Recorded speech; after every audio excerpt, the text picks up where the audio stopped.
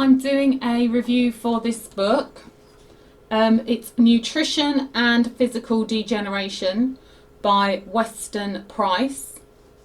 So what this book is, it was written quite a long time ago, in sort of the 1930s and 1940s is when Weston Price did his investigations.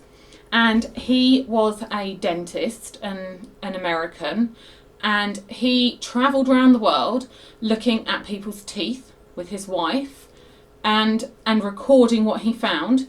And the sort of reason that he started this expedition was that when he was looking at people's teeth in America and how bad they were, he wanted to understand how diet affects teeth.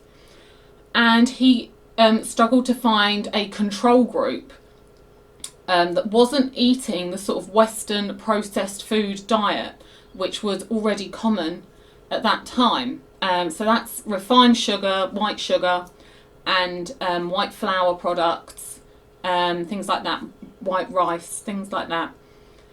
And all the products that are then made out of them as well. Jams, things like that.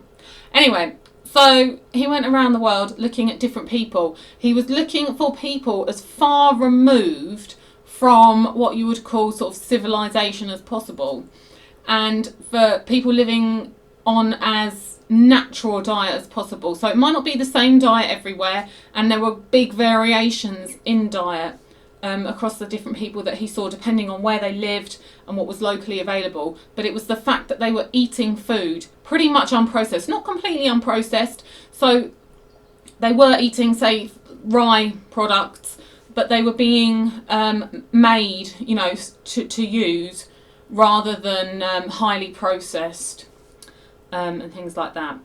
And what he found was that there was incredibly low occurrence of tooth decay in people who didn't eat highly processed food. Pretty big, finding, revelation. And not only did he find that they had much lower level of tooth decay, they actually had much lower level of general illness. And usually as well, sort of generally fitter, healthier, happier people. So this should really have been like an amazing finding to really educate the people of the time and instruct how we conduct our societies and how we sort out what we eat. Because what is the point of civilization? Shouldn't happiness, health, and social cohesion be part of the goal? How naive! So it was a bit depressing reading the book. Obviously, it was written so long ago. The information is very, very well laid out and put forward. He's got his observational studies, and then he also does sort of more scientific lab-based testing on the nutrient levels of food and things like that. And it seems pretty clear that what we eat affects us. Who knew?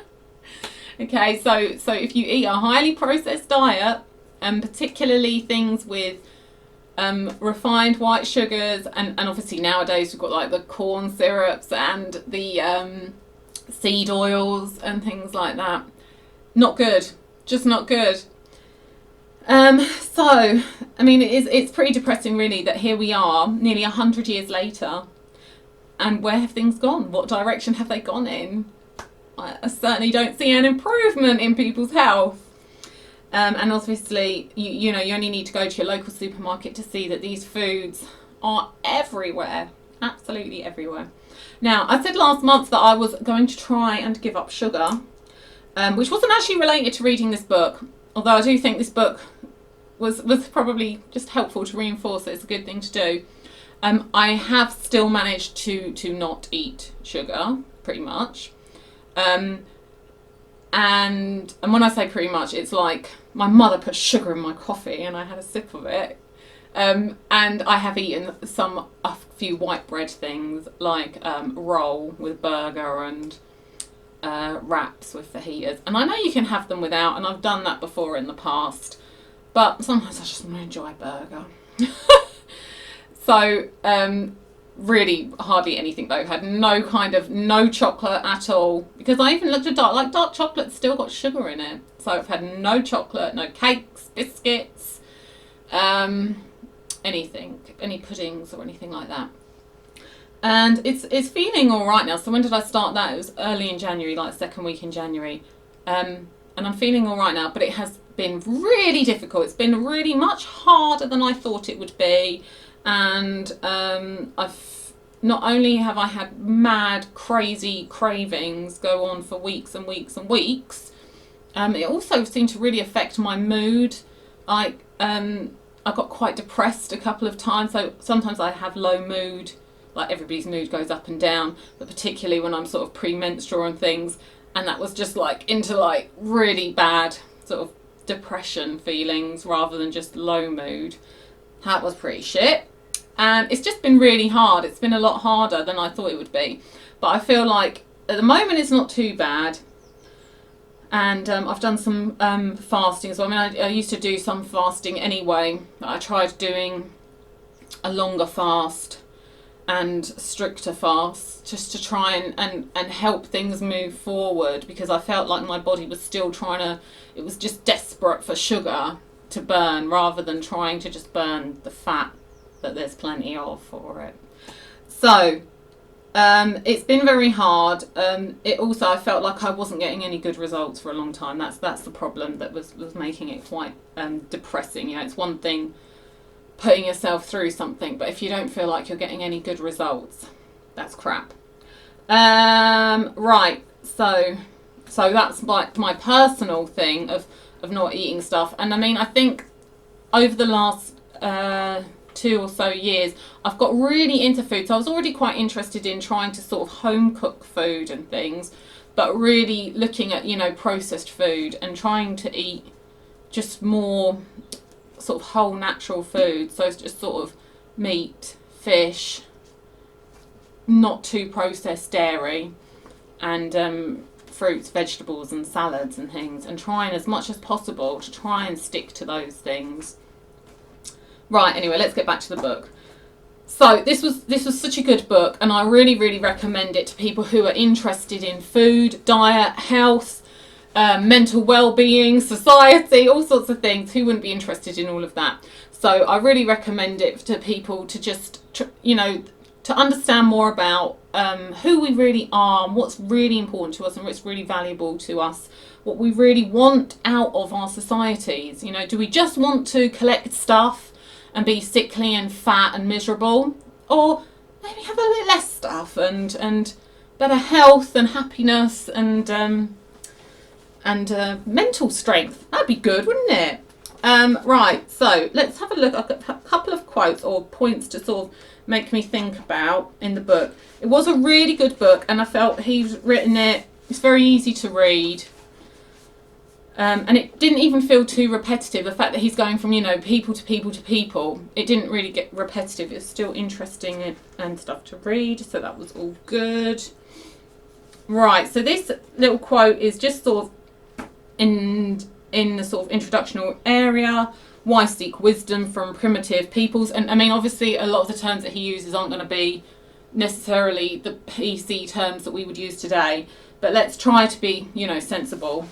Right, the data presented show the level of susceptibility to dental caries, tooth decay, in each isolated primitive group, and contrasted with that, the level of susceptibility in the modernised natives of the same stock.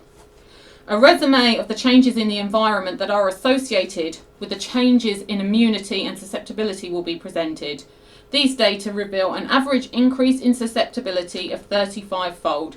Similar contrasts are shown in relation to the relative incidence of facial and dental arch deformities among primitive natives and modernised natives. And he sort of stresses this point quite heavily about people in the same community, so let's say natives, and how their health in terms of tooth decay and also the whole facial build of the next generation changes when the sort of Western processed foods are introduced. And he does labour this point quite heavily, which I think is because there's a view at the time that tooth decay perhaps was to do with genetics, and some types of people are just more susceptible to tooth decay or illness or whatever it is, and he's trying to disprove that by showing that there are lots of native groups who have excellent teeth and facial form and health, and as soon as they're introduced to processed foods, their teeth and health suffer, and then the next generation who are born have what he calls facial deformities, which is sort of narrower faces, narrower nostrils and things like that, and crowding of teeth and things like that, which he says just do not occur in the people who are eating the healthy diets. Okay, so that is spoken about quite a lot because he's trying to disprove a sort of theory of the day. Okay, in my search for the cause of degeneration of the human face and the dental organs, I've been unable to find an approach to the problem through the study of affected individuals and diseased tissues. Okay, so this is talking about when he's in America dealing with people and their teeth problems. So this strongly indicated the need for finding groups of individuals so physically perfect that they could be used as controls.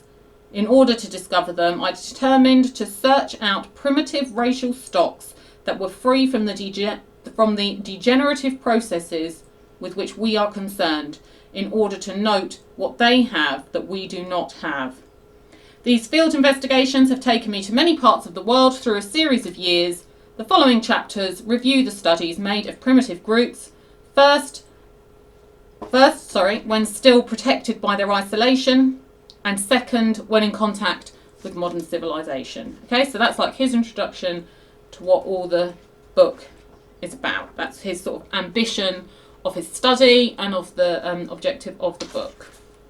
Okay. Right. It was really interesting to hear about the people who he went and visited and the lifestyles that they lived. So some of them were in Europe. There was a community in like the Swiss mountains who were very isolated, and they lived on sort of a lot of dairy food that they sort of produced themselves, and things that they made there. And so one of the things that's interesting to note, there is a community there of 2,000 who have been a world unto themselves. They have neither physician nor dentist because they have so little need for them. They have neither policeman nor jail because they have no need for them. Okay, the clothing has been substantial homespuns made from the wool of their sheep. The valley has produced not only everything that is needed for clothing, but practically everything that is needed for food. Okay, it's been the achievement of the valley to build some of the finest physiques in all Europe. Okay, so that's like in Europe, obviously. He also goes to a little fishing place in the Outer Hebrides of Scotland. And then there's sort of Native Americans in Alaska, and he goes to, where else does he go? He goes to, through Africa, through sort of northern and eastern Africa. He goes to New Zealand and South America as well. So really, really completely different places. So there's a real mix of different diets and things that are found along the way. Anyway, what's really interesting about that, and which is a recurring theme through the different people who he visits, is this lack of need of doctors, dentists, police and jails. And I just think that's something that we really need to try and learn about, because in our society, we're absolutely dragged down by health problems and social problems, social cohesion problems. And what these people can teach us, not just about diet, but about a whole way of living, which I think would make the majority of people healthier, happier. I really think it's something that should be taken more seriously, because it's not only a lack of tooth decay, which, let's face it, would be great. Tooth decay is something that I've struggled with personally, and it's horrible, it's miserable. But also the fact that people are so physically well formed, they're stronger, they have a lack of illness, both physical, mental and disabilities as well. They're healthier spiritually. There's a lack of suicide and things like that. And I mean, just look around you. And I don't know where you live, but I know if I look around the town where I live, people ain't well. They're not well. So I just think we need to take it more seriously. What do we actually want out of life? What are we suffering for? What is the purpose of civilization? Is it simply just to make a few people mega rich, or do we want to get more out of it for ourselves?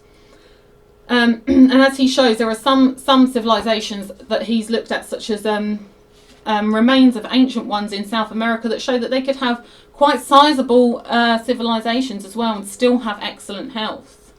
So it's not necessarily you've got to just go and live in the woods, although I would also argue that it might not be so bad living in the woods. I mean, if we were healthier and happier and, what do we want? What do we want out of life? Okay. So he talks a little bit about the variations of diet depending on the area. So for the Eskimos of Alaska, the native diet is liberal use of organs and other special tissues of large animal life of the sea, as well as fish. Okay, and all sorts of things that they do to them to keep them for the winter. The diet of the people in the Outer Hebrides was chiefly oat products and seafoods, including the wide variety of fish there. Okay, for the Indians living inside the Rocky Mountain range in the far north of Canada, the successful nutrition for 9 months of the year was largely limited to wild game, chiefly moose and caribou. Okay, as well as growing plants and things like that. And in the winter they made use of bark and buds of trees. Okay, there's great emphasis on eating the organs of the animal. Okay, this is stuff that we don't do. Okay, in the various archipelagos of the South Pacific and in the islands north of Australia, the natives depended greatly on shellfish and various scale fish from adjacent seas. Okay, these were eaten with an assortment of plant roots and fruits, raw and cooked. The native tribes of Eastern and Central Africa used large quantities of sweet potato, beans and some cereals. When they were living sufficiently near fresh water streams and lakes, large quantities of fish were eaten. Goats or cattle, or both, were domesticated by many tribes. Other tribes used wild animal life quite liberally. So what it's showing is there's many different ways this can be done, and it's not a one-size-fits-all thing. It's completely dependent on where you are and what's available locally. It's about getting food that's really fresh, not been, refrigerated for months and then sat on a shelf in a shop for another few weeks. It's about eating food that's fresh and not processed. And also eating a wider range of things like the organs and other sorts of maybe plants and things that we neglect, especially ones that are local. Right, well, it says throughout the book there's photos of different people who he's met, where they're sort of showing their jaws and showing their teeth formation, and he wants to see people, and then he's pointing out how their diet has affected their whole facial form and the arch of their teeth, and obviously tooth decay. What else? There's an abundance of examples throughout the book of what he is talking about. I think that's just what I'm talking about. He just goes to visit so many different groups of people, both either completely eating the sort of traditional diet or with new foods introduced, and then he analyses, their health. Okay, so just again to point out the whole social, because I don't think it's just that diet creates a good society, but maybe just a whole different way of thinking. It can be said with fair accuracy that among the tribes, this is when he was in Africa, with which we have been dealing with, there is in their uncontaminated society no pauperism, no paid prostitution, very little serious drunkenness, and on the whole astonishingly little crime, while practically everyone has enough to eat, sufficient clothing, and an adequate dwelling according to the primitive native standard. Of what civilized community can as much be said? And that's just so poignant. I really think we're at a turning point in history, and we need to be thinking about what kind of future we want to build. It's so important. Right. I also felt throughout the book, although his language may not have been what we are used to today, because obviously language changes. But there is a huge amount of respect given to the people that he visits, all throughout the book. You know, he's very respectful and really, you know, shows a lot of admiration for them and what they have achieved. Okay, so the sort of first section of the book, he's doing his travels, taking photos and talking about what he's found. And then there's a sort of scientific analysis. He also does some, talks about experiments with animals, which are totally gross, where they deprive them of certain vitamins and minerals and show the negative effects that it has on them. Completely gross. There's also some experiments that he's done on people who back in America, giving them like a healthier diet and things like sort of high nutrient butter and cod liver oil and things like that to try and improve their health, which he's found very successful. One of the things which was also sort of disturbing in the book that he found was how the birth process seemed to have been negatively affected with the coming in of Western civilization. So what he's saying as well is that if diet can change a person's facial form so much in just the next generation, it will be, you know, making changes all throughout the body, affecting health in many different ways, and that could also be affecting how easily women can give birth. So that's also interesting. And it wasn't just tooth decay as well, it was all illnesses. And so he was saying as well that a lot of the places he was going to, once they'd had the sort of Western foods, there was big problems with sort of tuberculosis and arthritis and things like that. And they just did not exist in the groups of people who were completely separated from the Western civilization, because their health was just so much better. Lots of interesting thoughts in there as well about how health works. You know, that health is really down to our personal health, because we're around these things all the time, and it's our personal health that affects how affected we are by these things which are around us all the time. Really interesting. One other thing that I found really interesting was that he was talking about vitamin A deficiency and how there's probably a lot of vitamin A deficiency. And he talks about particularly in pregnancy and the massive effect that this can have on the developing baby. And I just thought this was really interesting, because when you're pregnant, in our society, you're actually dissuaded from eating high sources of vitamin A foods, such as liver and things like that. So that's very bizarre and strange to me.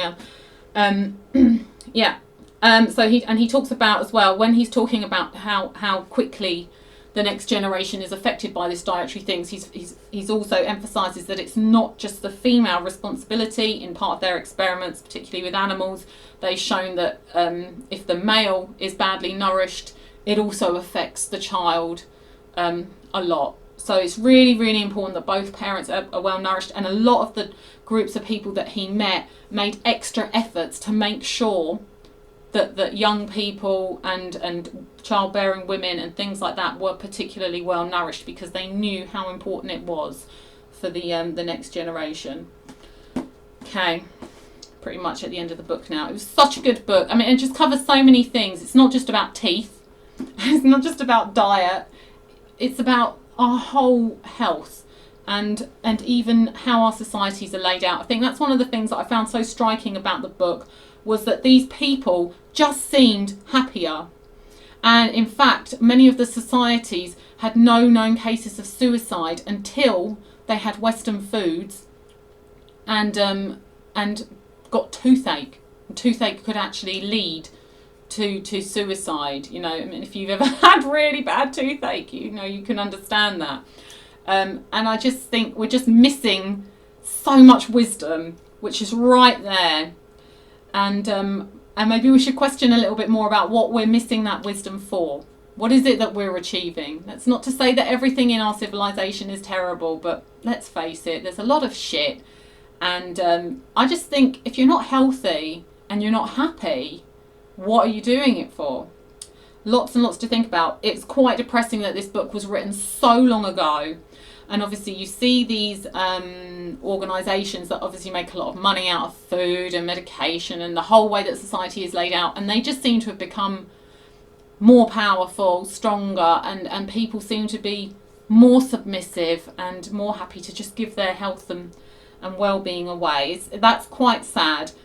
I do hope that a lot of people are becoming more aware. I mean, the internet's been brilliant for spreading ideas and allowing people to educate themselves rather than relying on sources of information which are often corrupted. So really, really valuable book, and I'm so glad that I read it, and I absolutely recommend it.